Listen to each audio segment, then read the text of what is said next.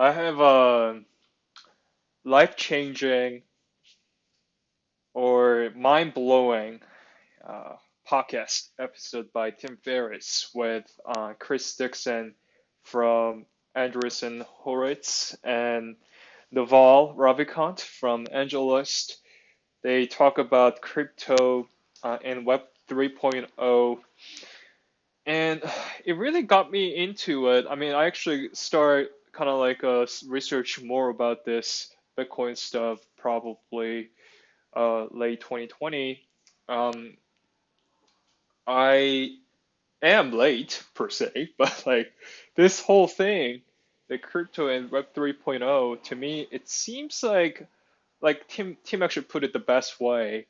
Um, it seems like we're just singing national anthem right now, or maybe maybe even before we actually singing national anthem in the baseball game or something like that. Um, I feel like I actually really thought a lot about just kind of like moving back to Korea and just retiring from what I have with all the stock options. But this field, the blockchain and Web 3.0, to me, it's just so exciting. It's like, I was born in like 90s, so I never really experienced what it was like during the like Web 1.0 era, or like when the internet actually started, at least in the private sectors, and commercialize it.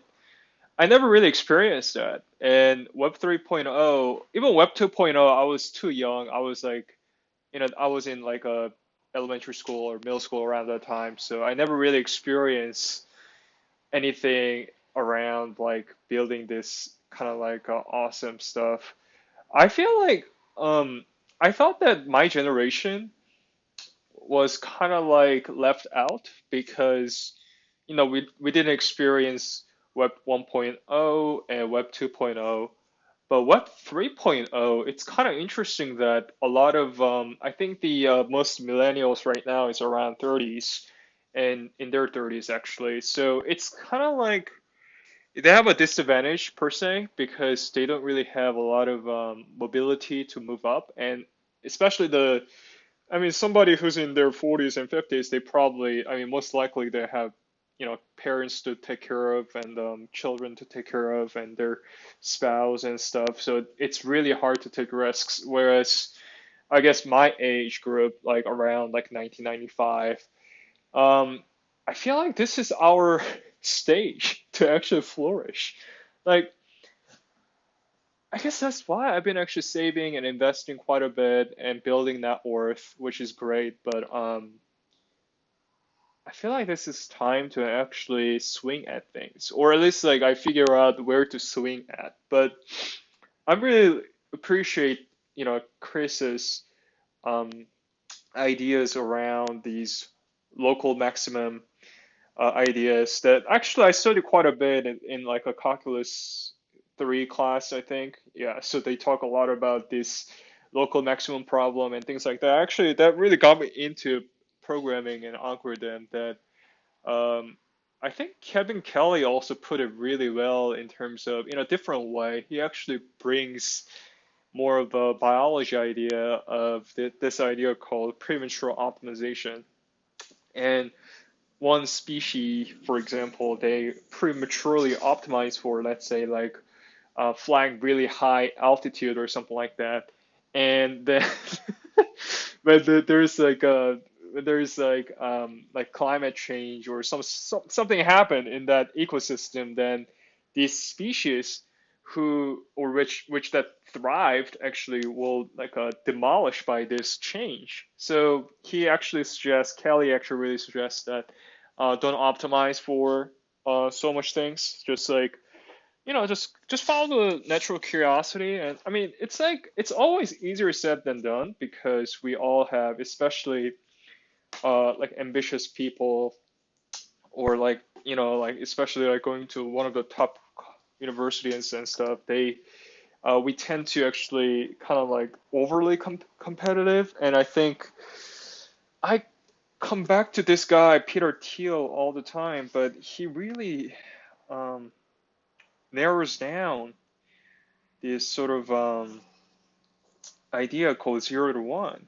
And in order to create such a new thing like 0 to 1 stuff, you can't be competitive. And I think when I see my colleagues in my current company, they've already locally optimized for a certain kind of career. Let's say that's account executives, customer success managers, or et cetera, et cetera. But it feels like to me, I mean, good for them, but I guess I'm still kind of exploring. I guess especially like early in my career, I'm always exploring. I'm actually so fortunate that I'm working at a unicorn startup company, but at the same time, I feel so comfortable. And honestly, I don't need a lot of stuff in my life. I don't have a car. I don't really need to go to fancy restaurants all day. I don't wear anything fancy. I just wear my jeans and t-shirts, and that's totally fine. Like, I feel like this is time to take risks, and I think my girlfriend already knows that I don't have any plan to get married or anything like that. For at least for the next 5 years. So this might be a time to start something, and I guess I'm really curious how this thing called Web 3.0 will turn out. And this idea that we share the profits of contents and all these things that we've been building on Web 3.0 will be shared among contributors and community builders. I think that idea, I mean, I kind of knew it, but like that episode by Chris Dixon and Naval and Tim Ferriss really, really made me kind of think a lot about this problem. Like, I mean, actually, kind of like, well, thanks to COVID-19, I really enjoy the intellectual freedom to pursue whatever I'm into. Of course, I have a day job, but it really kind of like got rid of a lot of different like not BS per se, but something that I was not really into it, but I was just doing it because I was in emotion, like jujitsu, for example.